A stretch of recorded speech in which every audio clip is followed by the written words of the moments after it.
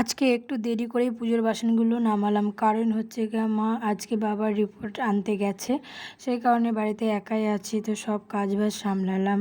মা শুধু রান্নাটা করে দিয়ে চলে গেছে, আমি বাসন টাসন মেজে ঘরটার মুছে এই স্নান করে বাসনটা নামালাম। বাসনগুলো মেজে এখন জানোই তো যে বৃহস্পতিবারের দিনে একটু বেশি বাসন হয় ঠাকুরের, সেগুলোই এখন ধোয়া মাজা চলছে। তাও আবার যদি একলা থাকি তাহলে কাজটা তাড়াতাড়ি সারে। তো দেখো, এই দেখো ফুল অনেক কটা পেয়েছে, মা তুলে রেখেছিল। আর ফলের এই যে এইগুলো কাটবো, আপেল ছিল, লেবু ছিল, কলা ছিল, এগুলো দিয়ে পুজো করব আজকে। তো মেয়ে এতটা দুষ্টুমি করে, তো ওকে নিয়ে কাজ করে মানে হচ্ছে কাজ আগাবে কি কাজ পিছিয়ে যাচ্ছে।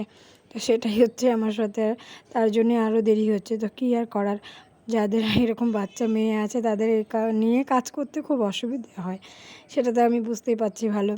তো যাই হোক, তোমাদের যাদের আছে তোমরাও এরকম অসুবিধা হয় বুঝতেই পারছো। তো দেখো, আমি পুজোটা কমপ্লিট করে ফেললাম, তারপরে একটু তোমাদের সাথে